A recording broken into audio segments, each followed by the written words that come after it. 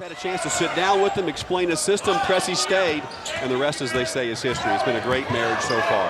His dad, Paul Pressey, and Mike Anderson, the previous coach who recruited him, were roommates and teammates at Tulsa under Nolan Richardson. So there was that assumption that Flip Tom was going to follow him to follow Mike Anderson to Arkansas. So first thing Frank Haith had to do, you talk about the recruitment of high school players, he had to recruit the players who were already there, and you know, give credit to Phil Pressey for sticking with the University of Missouri and believing in Frank Haith's system, which is a point guard oriented system. And note right now that Powell is not in the game for Stanford. That's a charge. Yeah, nice job by the defender. Got out, got his feet set, and was able to draw the foul. That's Andy Brown taking the charge. We've seen him make a deflection already, take a couple of fouls now. Hard-nosed kid, 6'7", a senior, who last year played in only 9 games. He set out because he too had a torn ACL, so he's just getting back into the groove himself here for the Cardinal. Again, just nothing inside for Stanford. Great down job. the lane. Wow. That's what they have, is when Chasen Randall can create some space and take it in. He has 9 points. And it's Missouri by 2 once again. Pressey gives it over on baseline. Ross, nice pass inside to Rosberg. Just in the lineup, puts it through. Ryan Rosberg, he's a 6'10 freshman, and yes, another transfer. He used to be at Marquette. See, Ross on that play did what Keon Bell did not do on the other play, which is stop and make the pass. Ernest Ross is a terrific, terrific addition for Missouri. And this is Chasen Randall. You just get the sense, guys, that, you know, Randall has really been struggling shooting the ball, coming in, and you just get the sense that he knows that Aaron Bright isn't out there, and he knows that he has to play really, really well today. And I just sense mentally he's prepared to play today in a way that he hasn't been all season. Yeah, and that was a great crossover dribble to create the opportunity and some space, and when he saw it, he was gone. Roscoe Allen in the lineup for Stanford. Inside, shot won't go for Nastich, battling for it, keeping it, and then has it stolen away from him. Here comes Missouri, they're running. Ross all the way, Ernest Ross. And Nastich was really in good position down low, just not able to draw any foul in the contact and not able to convert. But one of the few times that he got inside with position.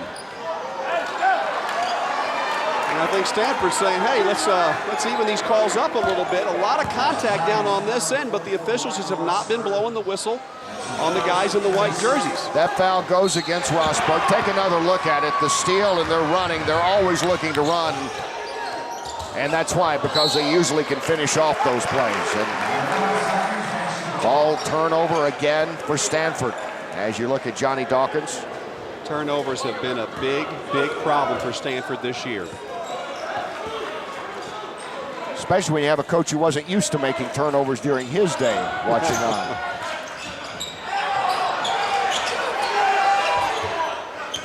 That was a fortuitous roll to keep it with Missouri.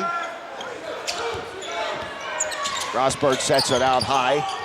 Pressey goes down the lane, turnover. Here comes Randall. That was great defense. Randall has it stolen away from behind by Pressey. That might have been better defenses. Here comes Phil Pressey. Line, lane, nice pass inside Rosberg. Other side for the basket. How about Flip? How about Flip? He makes the turnover, and instead of giving up on the play, I mean, he stops his elevation, he flips it in off the glass. What an athletic play. First double-figure lead in this game. That was right off the playgrounds, wasn't it? Oh, wow. Eustace. Season, that's his 4th point. And now Missouri by a dozen. Lemons for 3, and there it is. Well, they've been looking for someone to hit outside shots, and actually coming into this game, Stanford was only a 23% team shooting from beyond the arc. So it's not like they're a great outside shooting team to start with, or haven't been so far. That was a big shot. Nice pick, roll inside. Bowers looked like was getting ready to go up for the dunk, changed his mind. And at the other end, it's Lemons, who can't get the shot, but does draw the foul. See, that's a great call, by the way, because Rosberg was in the arc, but Bowers looked to me like he tried to lift off on that bad knee, and it was like he got a flat tire. And nice job by Stanford in transition. A few of the Tigers a little slow getting back. No, he was outside the arc. I thought he was inside the arc because he was there. Bowers with that left knee injury as you look at Robbie Lemons there, the junior from Carmichael, California, hitting. Talking with Frank Haith yesterday, he said, you know, Bowers, as with any guy coming back from an injury like that puts you out for the season, you have to undergo major surgery for an ACL. At times, maybe he doesn't favor it, but he thinks about it a little bit. It's certainly strong and healthy again, that left knee, but, you know, that was one of the examples, perhaps, yeah, I time. think you're right, Kenny. I think that, you know, every game, every possession, you get a little bit more confident, but there he was going up for a drive, and he obviously, before the knee injury, would have had no problem finishing, and maybe he hesitated just a bit, and it cost him an opportunity there for that time for some points. Well, the scoring star right now for Stanford has become the unexpected Robbie Lemons, who has 5 points for the Cardinal. They've cut the lead back down to 7. Foul out front, and this time it is going to go in favor of Stanford. Yeah, you're right. Lemon's really been the spark off the bench, as we see here. He comes up. That's a turnover, not a foul. Nice defense there by Lemons as he knocks it off the leg of Bell out of bounds. Well, Robbie Lemons and Andy Brown, they've been real active off the bench for Stanford. With Aaron Bright out of the game, someone needed to step up and fill that void. It looks like Lemon wants it to be him. Sanders is back in the lineup for Stanford. Houston has it out front is Powell with the 3. Won't go. Sanders gets the rebound. Stanford keeping it on their end for a change. They've had some trouble battling with Missouri inside in this game, but Powell trying to go inside, and cutting him off is Oriaki. Yeah, that was beautiful defense by Alex. Great defense, forced the turnover. It just doesn't look like Powell wants to engage Oriaki inside. He had a one-on-one matchup there. Opportunity maybe to try to get that drop step, but Oriaki's so big and strong, Powell just doesn't seem to want to take it in and try to get the contact right now. I think that's going to have to change for Stanford to get back into this one, even though only down 7. Bell takes it to the baseline. High arcer is not there. Foul on Oriaki coming over the back.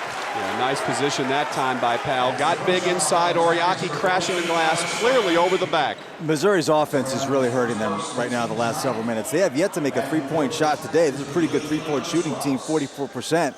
This is Bell a little bit out of control, and you need to get that ball moving around, get a little inside-out action, get some clean looks from 3. They have yet to make one today, and as I said, their half-court offense right now has been hurting them. They've been doing it with board work, they've been doing it from the foul line, and they've been doing it with defense. At a certain point, you got to make some shots. Dwight Powell, a 75% free throw shooter, puts through his 6th point. And you know, the team fouls have really evened up here as of late. It was started off a big advantage for Missouri, but now it's starting to even up a little bit, 9-8. And Stanford on a 6-0 run right now. They keep calling fouls like this, we're going to have to put Tom Walsh in the game. Tom, you got your sneakers? I'm ready to go. Because I ain't going out there. It's been a while, but I'm ready, Seth. Stanford's got to feel pretty good. You know, they've been on their heels for much of the afternoon, but only trailing by 5. 6'10" John Gage back in the lineup for Stanford. And the rebound's pulled off by the 6'4" freshman out of Houston, Christian Sanders, who got the start today because of the injury to Aaron Bright. Sanders takes it all the way in. Won't go. Oriaki clears. Here's Pressey wanting to run. Well, he didn't finish. Ross can't get it to go. Houston's clears for Stanford. I was going to say he didn't finish, but I like the aggressiveness by Sanders. You've got to get the ball inside some. He saw an opportunity. Gage for 3. The 6'10" junior out of Washington State puts through his first basket, and Stanford has cut the lead to 2. The Cardinal on a 10-0 run. Frank Haith trusting this veteran club, not calling the timeout. He may need one after this possession if Stanford ties it up. A lot of improvisation appears to be going on in the Missouri offense right now. Their offense looks terrible. Keep in mind, no Michael Dixon, and in December they're adding a transfer from Oregon, Jabari Brown, who's a great three-point shooter. That's what they're missing right now. Gage can't get this one to go. A heat check for him. Ross clears it out. But they're not helping themselves either.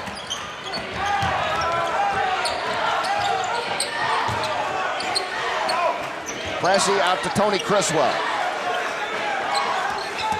Back to Pressey. Left side floater is there, and a foul. When in doubt, put the ball in the hands of Pressey, but wait, got a charge. It's a charge.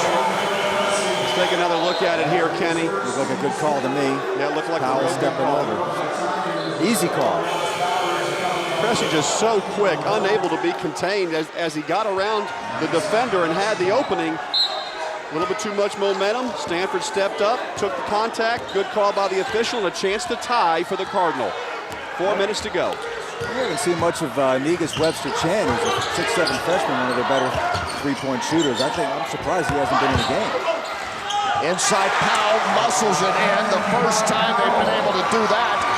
And Stanford on a 12-0 run has tied it up at 28. And beautiful job of body control by Powell. He had some contact, couldn't draw the whistle, but a nice finish with the contact.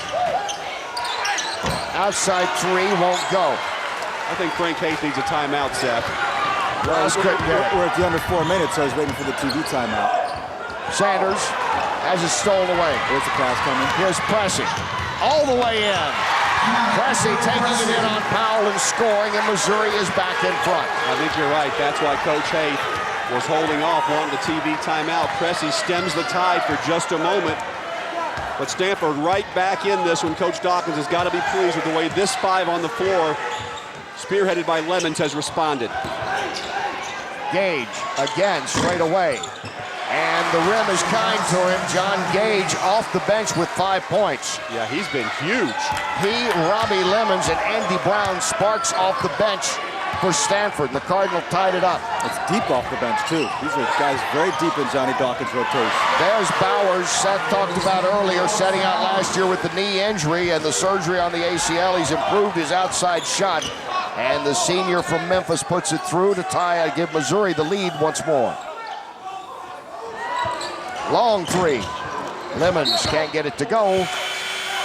Tapped out by Stanford. Go battle for Atlantis and tipping things off Missouri. Is that a Stanford. sea otter at halftime, or is that a seal? Do you guys know the difference? Is there a difference? There's an otter difference. I thought it was a seal. It's one or the otter. Ernest Ross cannot buy a three-point shot today, man. It's a sea lion, we've been informed, as we do now really get back to action. And Pressey keeping it out front. Webster-Chan gets a look. Shot will not go. Missouri, they just can't buy it from outside. They've only hit 2 beyond the arc. One of those by Pressey, who drives the lane out to Webster-Chan. There you go. There's the three. And there's the shooter's mentality. Webster-Chan not able to knock the first couple down, but he comes back with another open look and knocks it down very calmly. Yeah, That's Webster-Chan. Yeah, Webster-Chan needs to be a much bigger factor the second half. Ernest Ross can't make a basket. But a nice job on the offensive glass that time by Missouri. Eustace gives it over to Gage. Dangerous in the first half, continues in the second half as he puts it through. Gage having a career day.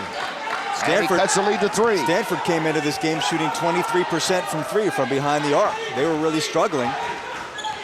And they've gotten some nice looks back there. Missouri's outscored Stanford 9-5 here, playing 6 minutes into this second half. Again, Webster-Chan, 3, not there. Eustace claims.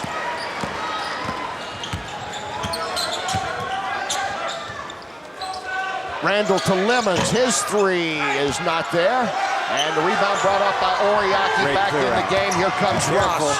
Ross slices down the lane, gets the basket, draws the foul. Beautiful play by Ernest Ross as Randall fouls him. That's a great 15 points for the junior forward, but a very key 15 points of the 53.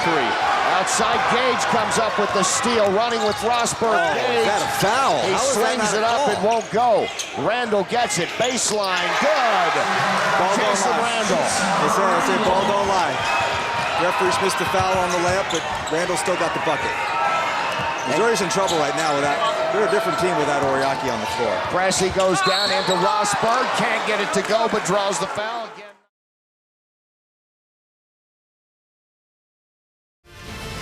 Welcome back to Evanston. Northwestern and Stanford getting ready to go at it here on BTN as we take a look at our starting lineups.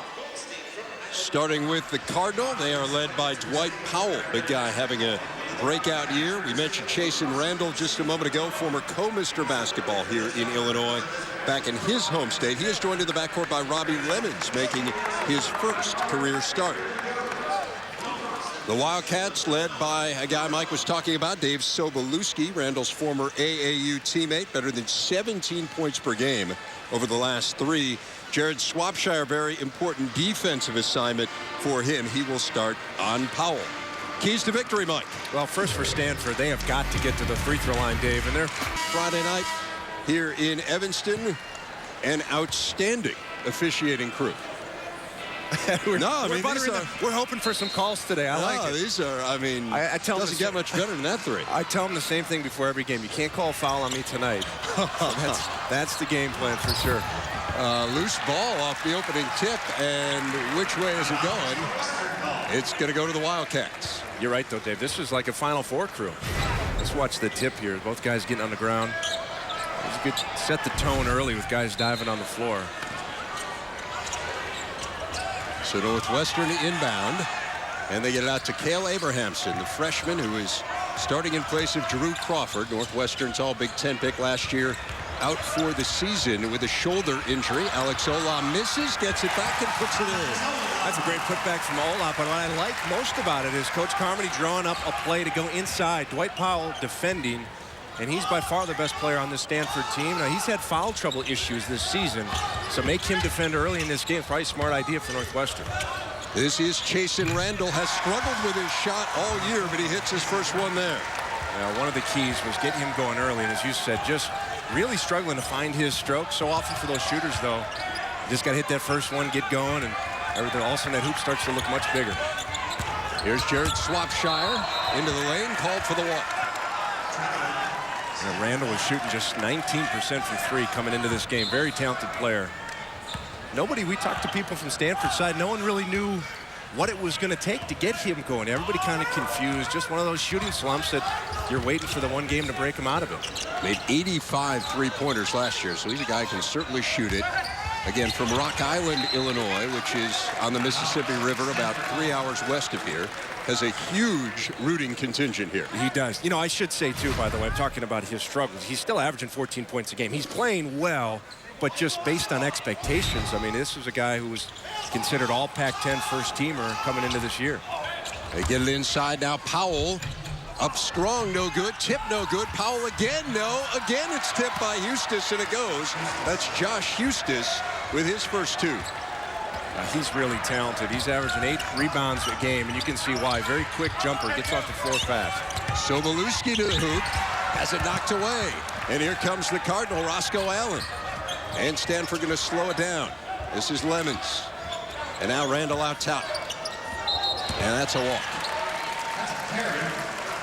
Now, see, that's that hesitation. You wonder sometimes when guys aren't having those games they're used to, where does it show up? I think in a play like that, where there's that indecision, do I